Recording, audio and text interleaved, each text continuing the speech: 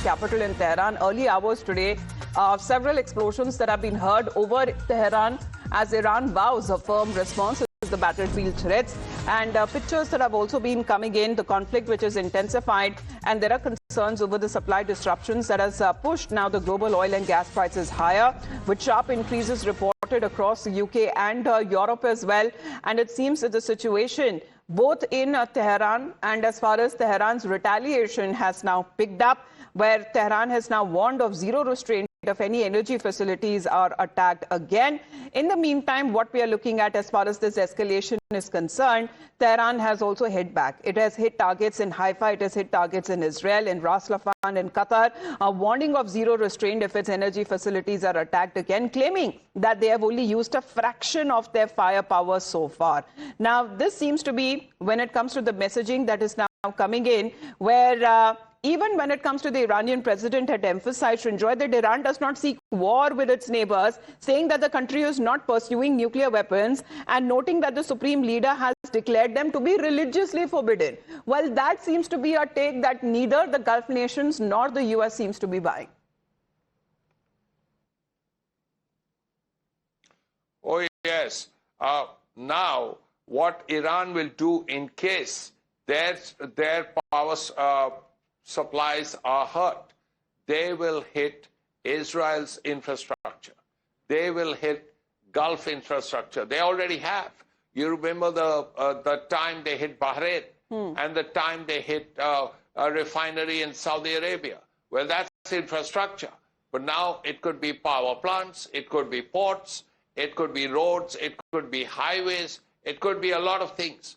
So what we are looking at in the future, or the near future, is widespread destruction if this actually happens. Now, which is why the next 24 hours are crucial, because there are 9 million Indians in the Gulf, apart from everything else. And these 9 million Indians are going to be directly or indirectly affected if you're going to hit roads, highways, power plants, refineries, anything that relates to infrastructure. It's one thing to hit a military target. Correct. It's quite another to hit infrastructure.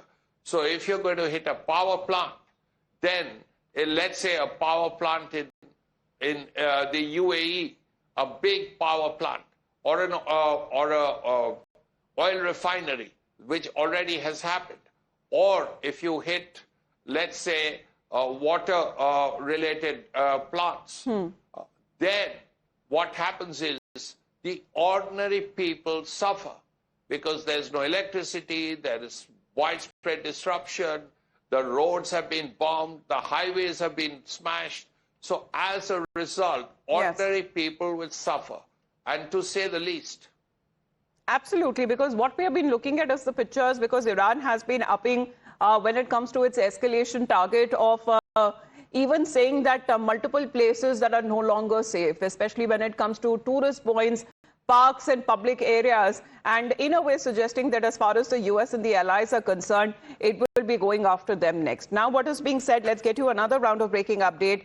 What Iran has now been saying in a warning, this is a counter that is now coming from Iran's side. Iran has warned that it would strike energy and water infrastructure across the Gulf if President Trump follows through on his threat to attack its electricity grid, raising fears of mass disruption in a region which is heavily dependent on desalination for drinking water.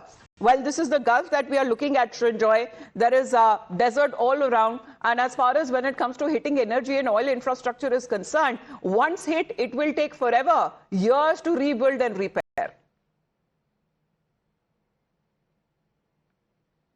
Also, as you rightly said, desalination plants. Now, how worrying is that? If you're hitting a desalination plant, what you're depriving people in the Gulf, and including those 9 million Indians there, of drinking water, to say the least.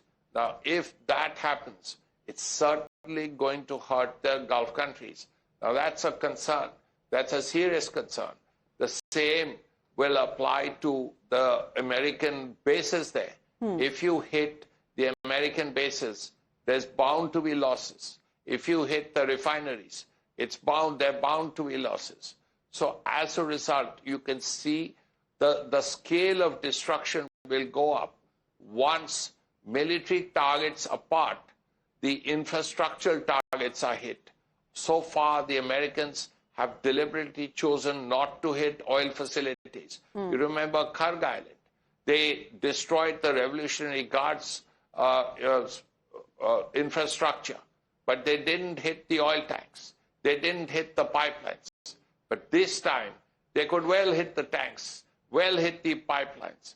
And also, if the Marines are coming in closer to the Persian Gulf, if the 82nd Airborne has been readied, there could well be an assault on Karg Island.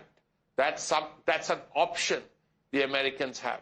Right. But is that option boots on the ground? Because this is something that Israel clearly wants, but does the same objective isn't shared by the United States of America as well? The people of America probably don't want it.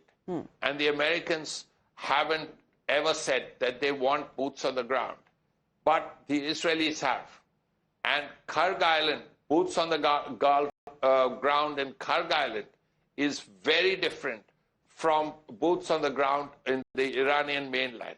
There, you will need many, many, many more troops because that's a population of 90 million.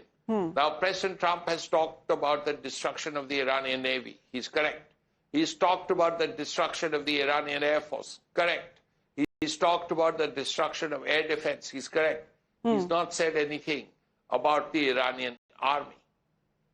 Now, well, that seems to be as far as the military objective is concerned, where the US says that, more or less that they have been achieved. However, on part of the objectives that is now being worked by Israel seems to be completely different from that. For them, it is about their existence altogether, which seems to be under threat. Now, we have a fresh statement, Srinjoy, that is coming in from the Israeli Prime Minister Netanyahu himself, where he says that if Iran continues to prove why they are an enemy to the civilization and